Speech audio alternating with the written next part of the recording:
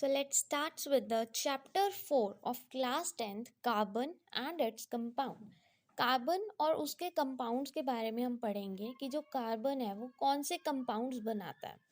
So let's start. तो इसमें क्या है, सबसे पहले उन्होंने हमें बताया है कि जो कार्बन है जैसे फूड, क्लोथ्स, मेडिसिन, बुक्स या बहुत सारी चीज़ें होती हैं that are listed, these are all based on this versatile element of carbon. कि ये जो भी चीज़ें हैं जैसे हमारा फूड हो गया जो हम डेली खाते हैं, क्लोथ्स जो हम पहनते हैं, मेडिसिन लेते हैं, बुक्स हो गया, ये सब चीज़ें कहीं ना कहीं कार्बन से बनी होती है. And in addition all the living structures are carbon based. कि हम ह्यूमन बींग्स में भी कार्बन प्रेजेंट होता है हमारी बॉडी में. ये हम सबको पता है कि ह्यूमन बींग्स में भी कार्बन प्रेजेंट होती है. कार्बन का मीन्स ये कंपाउंड्स होते हैं हमारी बॉडी में भी प्रेजेंट होते हैं. Next is the most important question is that कि जो earth crust has only 0.02% of carbon. ये हमें पता होना चाहिए कि हमारे अर्थ क्रस्ट में सिर्फ 0.02% ऑफ कार्बन प्रेजेंट है. और किस फॉर्म में प्रेजेंट है, किस तरह से प्रेजेंट है, in the form of minerals.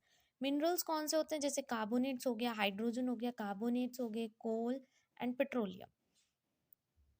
And this question is very important, mostly papers में आता है कि जो कार्बन है हमारे अर्थ क्रस्ट में किस फॉर्म में मिनरल्स में प्रेजेंट है, कितने परसेंट ऑफ कार्बन. और एटमॉस्फेयर में यही चीज़ कार्बन डाइऑक्साइड की फॉर्म में प्रेजेंट है जो कि है 0.03%. ये आपको पता होना चाहिए. नेक्स्ट इज सिर्फ ये इंपॉर्टेंट पॉइंट्स हैं, that is why underlined it so that it would be easy for you. Next is bonding in carbon. कि जो कार्बन होता है इसमें दो तरह के बॉन्ड्स होते हैं. एक तो हमने पढ़ा था कि आयोनिक बॉन्ड होता है और एक हम पढ़ेंगे कोवलेंट बॉन्ड के बारे में. आयोनिक बॉन्ड क्या होते हैं, इनमें high melting and boiling point होता है और इलेक्ट्रिसिटी कंडक्ट करते हैं ये सोल्यूशन में या मोल्टन स्टेट में. कि जो आयनिक कंपाउंड्स होते हैं इनका बॉइलिंग पॉइंट और मेल्टिंग पॉइंट बहुत ज़्यादा हाई होता है और इलेक्ट्रिसिटी इसमें से पास आउट कर सकती है किसी सोल्यूशन फॉर्म में हो, सोल्यूशन जैसे वाटर हो गया या किसी मोल्टन स्टेट में. उसके बाद क्या है, उसके बाद हम पढ़ेंगे कि ये जो कार्बन कंपाउंड्स होते हैं पुअर कंडक्टर ऑफ इलेक्ट्रिसिटी होते हैं. ये मोस्टली सारे नहीं होते, बट ये जो कुछ इन्होंने कंपाउंड्स दिए हैं टेबल में, जैसे एसिटिक एसिड हो गया, इसमें क्या है कार्बन हमारे पास प्रेजेंट है. ये भी कार्बन, ये कार्बन, ये मतलब यहाँ पे कार्बन प्रेजेंट है. ये है जो acetic acid, chloroform, ethanol, methane, इन सब में क्या है कि जो कार्बन है ना वो बहुत ही पुअर कंडक्टर ऑफ इलेक्ट्रिसिटी है. ओके कि मतलब इसमें इलेक्ट्रिसिटी पास आउट नहीं हो सकती. उसके बाद हम पढ़ेंगे ये जो डाटा हम पढ़ रहे हैं बॉइलिंग और melting point of the above compounds, we conclude that. जैसे कि हमें पता है ये बहुत पुअर कंडक्टर ऑफ इलेक्ट्रिसिटी है. अगर पुअर कंडक्टर ऑफ इलेक्ट्रिसिटी है तो क्या हुआ, इसमें क्या होगा, जो फोर्स ऑफ अट्रैक्शन है ना इन मॉलिक्यूल्स में स्ट्रॉन्ग नहीं होगा, नॉट वेरी स्ट्रॉन्ग.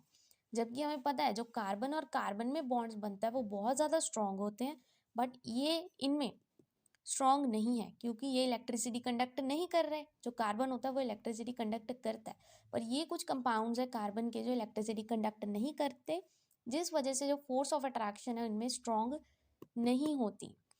और अगर इनमें इलेक्ट्रिसिटी नहीं कंडक्ट हो रही means these are non conductor of electricity. अगर नॉन कंडक्टर ऑफ इलेक्ट्रिसिटी है तो हम कह सकते हैं कि इन कंपाउंड्स में आयंस फॉर्म नहीं होते. These compounds does not give rise to any ions. उसके बाद अब हम पढ़ेंगे कुछ एलिमेंट्स के बारे में और ये कैसे डिपेंड करता है वैलेंस इलेक्ट्रॉन्स पर. जैसे कि हमने पहले पढ़ा है कि जो कार्बन होता है हमारे पास, कार्बन का एटॉमिक नंबर कितना होता है, 6. राइट. जैसे कार्बन का एलिमेंट क्या होता है, सी. हमें पता है इसका सिंबल सी होता है और इसका एटॉमिक नंबर कितना होता है, 6. और एटॉमिक नंबर को जब हम वैलेंस इलेक्ट्रॉन्स की फॉर्म में लिखते हैं, जैसे हमारे पास 4 शेल्स होते हैं, K, L, M और N शेल होते हैं हमारे पास, जैसे कि हमें पता है. आप सबको स्ट्रक्चर भी पता होगा क्या होता है स्ट्रक्चर ऑफ एटम, कि इसके बीच में एक न्यूक्लियस होता है और बाहर इलेक्ट्रॉन्स इसके मूव कर रहे हैं. इसमें 4 तरह के शेल होते हैं, ये भी आपको पता होना चाहिए. KLMN शेल होते हैं हमारे पास. तो इसमें क्या है, हमारे पास 6 इलेक्ट्रॉन्स है, मतलब प्रोटॉन्स है, तो उसमें क्या है K, L, M और N शेल होता है हमारे पास। तो इसमें जो इलेक्ट्रॉन्स है वो मूव करते हैं, और K शेल में, L शेल में, जैसे हम 2886 की सीरीज लेते हैं हम ऑलमोस्ट, तो हमारे पास 6 है। तो अब इसको हम कैसे लिखेंगे, 2 और 4 में डिवाइड कर देंगे, ये इसके वैलेंस इलेक्ट्रॉन्स है।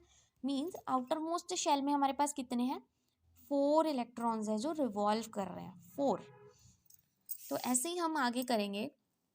Elements forming ionic compounds achieve this by gaining और losing the outermost shell, कि अगर उनके पास, पहले तो हमने पढ़ा था कि आयंस नहीं है, अब हम पढ़ेंगे एटॉमिक नंबर कितना उसका 6 है, और हमें क्या करना है उसको, मतलब नोबल गैस कन्फिग्रेशन अटेन करनी है, हमने उसको पूरा करना है। तो उसके लिए हम क्या करेंगे, हमारे पास तो 4 है बाहर, या तो ये 4 हम दे सकते हैं या हम 4 ले सकते हैं, बट अगर हम 4 लेंगे तो हमारे पास 10 हो जाएंगे, जो कि बहुत ज़्यादा हो जाएगा, जबकि हमें सिर्फ 8 तक चाहिए होता है। तो हम क्या करेंगे, ये दो चीज़ें उन्होंने, दो केसेस रखे हैं। If it were to gain और लूज द इलेक्ट्रॉन्स, पहले इट कुड गेन 4 इलेक्ट्रॉन्स, अगर वो 4 इलेक्ट्रॉन्स लेता है, but it would be difficult for the nucleus with 6 electron to hold on to 10 electrons, that is 4 extra electrons, कि जो हमारा nucleus है उसके लिए तो बहुत ज़्यादा डिफ़िकल्ट हो जाएगा उसको पकड़ के रखना, क्योंकि 4, 2 और 4 ऑलरेडी हैं, तो उसके बीच में अगर आप और इंट्रोड्यूस 4 कर दोगे तो मतलब प्लस 4 हो जाएगा, तो इसके पास तो 10 हो जाएंगे, और 10 ये होल्ड नहीं करता, तो मतलब ले तो नहीं सकता, ये पहला केस तो ख़त्म हो गया। तो दूसरा केस क्या है कि ये लूज कर देगा, दूसरे को दे देगा 4 electrons, but it would require large amount of energy to remove this, behind a carbon with 6 it nucleus hold on to just 2 electrons.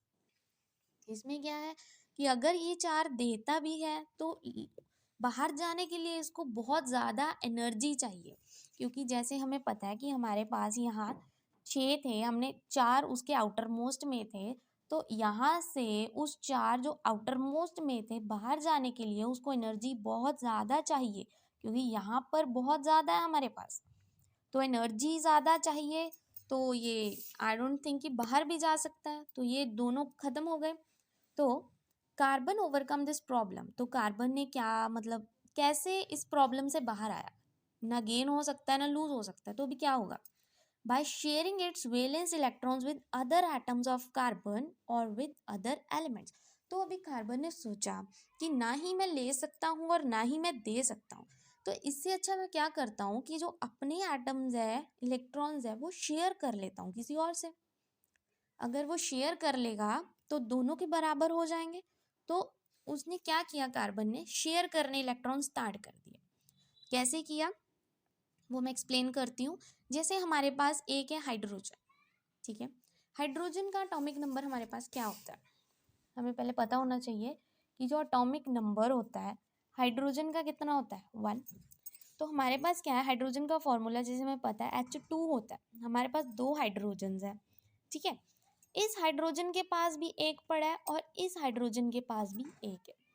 ये जो हाइड्रोजन है अगर दे देगा तो ये खुद खाली रह जाएगा, अगर ले लेगा तो भी इसका ज़्यादा हो जाएगा। तो ये क्या करेंगे दोनों हाइड्रोजन्स, ये दोनों हाइड्रोजन्स क्या करेंगे, शेयरिंग कर लेंगे, ये इसका ले लेगा और ये इसका ले लेगा।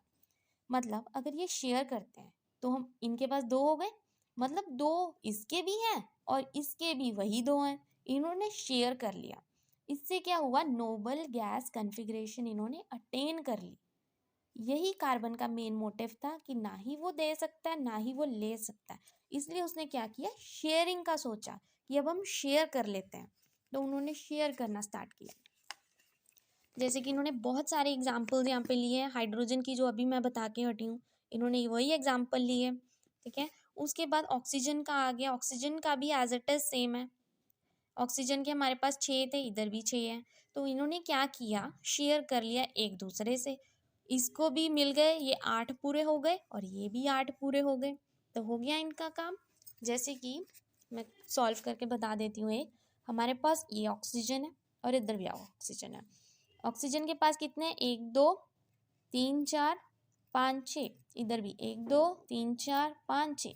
तो अभी क्या है, इनके पास 6 है, इनको पूरा होने के लिए कितने चाहिए, 8 चाहिए। तो ये क्या करेगा, 2 इसके ले लेगा और इसको भी अभी चाहिए, तो ये क्या करेगा, इसके 2 ले लेगा। मतलब अब इसके पास भी 8 हो गए और इसके पास भी 8 हो गया ना नोबल गैस कॉन्फ़िगरेशन अटेन। बस यही चीज़ तो करनी थी, इट्स दैट सिंपल। उसके बाद क्या होगा कि मतलब जैसे हमें पता है हाइड्रोजन में तो सिंगल बॉन्ड होता है, ठीक है। सिंगल बॉन्ड को हम एक लाइन से रिप्रेजेंट करते हैं, मीन्स एक सिंगल लाइन लगा देते हैं इनके बीच, इसको बोलते हैं सिंगल बॉन्ड। उसके बाद क्या आ जाएगा, उन्होंने क्लोरीन का एग्जाम्पल लिया, वही क्लोरीन 17 एलिमेंट्स थे, उसके 17 इलेक्ट्रॉन्स उसने पूरे किए। उन्होंने भी क्या किया, एक दूसरे से मतलब शेयर कर लिया। तो इसके बाद नाइट्रोजन का एटॉमिक नंबर कितना है, 7 है। इन्होंने भी शेयर कर लिया, अपने पूरे कर लिए। बस ये आप खुद एक बार ट्राई करके देखना, वैसे तो नाइट्रोजन का दिया ही हुआ ऑलरेडी, फिर भी you should try yourself. Next is, इसके बाद आ जाता है कि अब हम बनाएंगे मीथेन। मीथेन एक कार्बन का ही कंपाउंड है, मीथेन कहते हैं जिसको। ये जो मीथेन है वो वाइडली यूज कहाँ पे होता है, फ्यूल में, and a major component of the biogas and CNG compressed natural gas। Methane का फॉर्मूला अभी क्या होता है, मीथेन का फॉर्मूला होता है CH4। CH4 मीथेन का फॉर्मूला है और 4 है हमारे पास, तो इसका मतलब क्या है, ये टेट्रावेलेंट। तो ये जो कार्बन का कंपाउंड है मीथेन, इसको हम टेट्रावेलेंट बोलेंगे। मतलब जो कार्बन है वो क्या होता है, टेट्रावेलेंट। टेट्रा मीन्स 4, इसके पास 4 इलेक्ट्रॉन्स है, इस वजह से हम कार्बन को क्या बोलते हैं, कार्बन क्या होता है, टेट्रावेलेंट।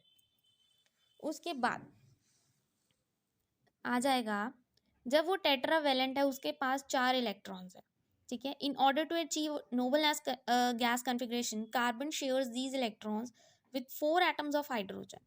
तो अगर उसने नोबल गैस कॉन्फ़िगरेशन अटेन करनी है तो कार्बन क्या करेगा, हाइड्रोजन के साथ शेयरिंग करेगा, तो वो क्या बन गया, टेट्रावेलेंट, और नोबल गैस कॉन्फ़िगरेशन उसने अटेन कर ली। उसके बाद such bonds which are formed by sharing of an electron pair between the 2 atoms are known as covalent bond. अब आई थिंक आपको क्लियर है डेफिनेशन कि कोवलेंट बॉन्ड की डेफिनेशन क्या होती है, कि जब शेयरिंग करके कार्बन को इलेक्ट्रॉन्स के साथ शेयर करके 2 एटम्स के बीच में शेयरिंग होती है इलेक्ट्रॉन्स की, उसको हम बोलते हैं covalent bonds. Covalent bonds are always formed by the sharing of electrons. Okay, उसके बाद आ जाएगा हमारे पास एलोट्रॉप्स ऑफ कार्बन की। जो कार्बन के एलोट्रॉप्स होते हैं वो क्या होते हैं, एलोट्रॉप्स पहले हमें पता होना चाहिए। एलोट्रॉप्स वो होते हैं जिनकी केमिकल प्रॉपर्टी तो सेम होती है बट फिजिकल प्रॉपर्टी डिफरेंट होती है। फिजिकल मतलब देखने को वो बहुत डिफरेंट होते हैं, उनके स्ट्रक्चर्स अलग होते हैं। जैसे कि एलोट्रॉप्स हमारे पास कार्बन के 3 होते हैं, हमें याद पता होना चाहिए। एक तो होता है डायमंड, एक होता है ग्रेफाइट और एक होता है हमारे पास फलरीन, उसको हम बकमिंस्टर फलरीन भी बोलते हैं। दोनों जो डायमंड और ग्रेफाइट है वो कार्बन एटम से बने होते हैं, हमें पता होना चाहिए, ठीक है। उसके बाद हमें पता है जो डायमंड होता है, each carbon atom is bonded to 4 other carbon atoms forming a 3 dimensional structure. ये हमारे पास डायमंड का स्ट्रक्चर है। ये जो सर्कल्स हैं ये कार्बन एटम्स है, और एक कार्बन एटम है जो 4 हाइड्रोजन से अटैच्ड है, मीन्स वो शेयरिंग कर रहे हैं नोबल गैस कॉन्फ़िगरेशन अटेन करके।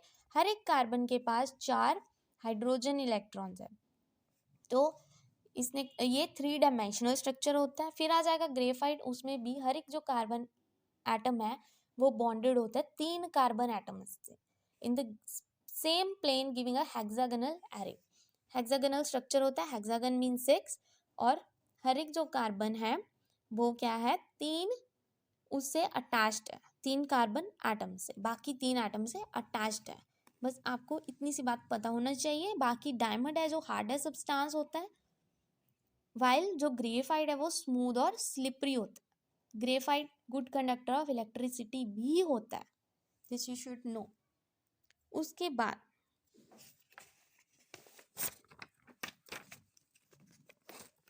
Now we will study about the versatile nature of carbon, कि कार्बन की जो नेचर है वो कैसी है। इससे आपको ज़्यादा पढ़ने की ज़रूरत नहीं है, सिंपल आपको पता होना चाहिए जो कार्बन है उसकी एक यूनिक एबिलिटी होती है। वो क्या करता है, जो कार्बन है दूसरे एटम के साथ अटैच्ड हो जाता है। Means unique ability to form the bonds with other atoms of carbon giving rise to large molecules. This property is called catenation. ये आपको डेफिनेशन में आता है कि कैटिनेशन क्या होती है, आपको पता होना चाहिए कैटिनेशन क्या होती है। Let me explain. जब एक कार्बन एटम दूसरे कार्बन एटम से एक चेन बनाता है, मतलब ऐसे चलता जाता है, ये एक चेन बन जाती है, इसको हम बोलते हैं, क्या बोलते हैं इसको, कैटिनेशन। आपको पता होना चाहिए, इसको बोलते हैं कैटिनेशन। जब वो चेन बनाता है ना कार्बन एक दूसरे से अटैच करके आगे आगे कार्बन एटम्स, उसको हम कैटिनेशन बोलते हैं। ये इसकी पहली प्रॉपर्टी है। इन कंपाउंड्स में लॉन्ग चेन होती है, कार्बन की ब्रांच चेन होती है। Even the carbon atoms arrange in a ring, मतलब सिंपल ओपन चेन भी हो सकती है, ब्रांच भी हो सकती है, या कार्बन सिंपल अरेंज्ड भी हो सकते हैं। कंपाउंड्स जो लिंक्ड होते हैं सिंगल बॉन्ड से, उसको हम सैचुरेटेड बोलते हैं। Yes, this you should no कि जब एक कार्बन और दूसरा कार्बन अटैच्ड हो एक सिंगल बॉन्ड से, एक सिंगल लाइन से, तो उसको हम बोलते हैं सैचुरेटेड। और जब कार्बन में डबल बॉन्ड आ गया और ट्रिपल बॉन्ड आ गया, इन दोनों को हम क्या बोलते हैं, अनसैचुरेटेड। इन दोनों में डिफरेंस पता लग गया, सैचुरेटेड क्या होते हैं और अनसैचुरेटेड क्या होते हैं। उसके बाद ये आप पढ़ लेना, सैचुरेटेड होते हैं जब कार्बन लिंक्ड होते हैं सिंगल बॉन्ड से, अनसैचुरेटेड होते हैं जब कार्बन लिंक्ड होते हैं डबल बॉन्ड से या ट्रिपल बॉन्ड से। उसके बाद जो सिलिकन है, एक उन्होंने एग्जांपल लिया जिस कार्बन की जगह सिलिकन लिया, वो कंपाउंड फॉर्म कर रहा है हाइड्रोजन से। इट हैज अप टू 7 और 8 atoms, but these compounds are very reactive. तो कार्बन कार्बन की बॉन्ड, मतलब इससे हमें पता लगता है हम हाइड्रोजन को सिलिकॉन से नहीं कर सकते, क्योंकि इसमें प्रॉपर्टी नहीं होती कैटेनेशन की, ऊपर से ये बहुत ज़्यादा रिएक्टिव होता है। इसलिए जो कार्बन कार्बन का बॉन्ड होता है वो बहुत ज़्यादा स्ट्रॉन्ग होता है। आपको पता होना चाहिए कार्बन और कार्बन में जो बॉन्ड बनता है वो बहुत ज़्यादा स्ट्रॉन्ग होता है और स्टेबल भी होता है, जिस वजह से वो कार्बन कार्बन ही बॉन्ड बना सकते हैं और कोई नहीं बना सकता। This gives us a large number of compounds of many compound link to each other. तो एक दूसरे से लिंक्ड होते हैं, इसलिए हम सिलिकॉन नहीं यूज़ करते। क्यों नहीं यूज़ करते, क्योंकि जो सिलिकॉन होता है बहुत ज़्यादा रिएक्टिव होता है और अनस्टेबल होता है। आई थिंक इनमें से कुछ टीज आपको समझ आ गई होंगी कि जो कार्बन की जैसे वर्सेटाइल नेचर हम पढ़ रहे हैं, कि वर्सेटाइल क्या होता है, कि कार्बन की कुछ अलग प्रॉपर्टीज जो हमें पता होनी चाहिए, जैसे कि वो कैटेनेशन लिंकेज फॉर्म करता है कार्बन और कार्बन, सिंगल बॉन्ड होते हैं सैचुरेटेड में, डबल बॉन्ड और ट्रिपल बॉन्ड होते हैं अनसैचुरेटेड में। कार्बन और कार्बन है जो बहुत ही स्ट्रॉन्ग बॉन्ड फॉर्म करता है और वो बहुत ही स्टेबल होते हैं। ये कुछ प्रॉपर्टीज होगी। उसके बाद जो हमने पढ़ा था कि जो कार्बन होता है उसकी 4 वैलेंसी होती है, उसकी वैलेंसी कितनी होती है, 4।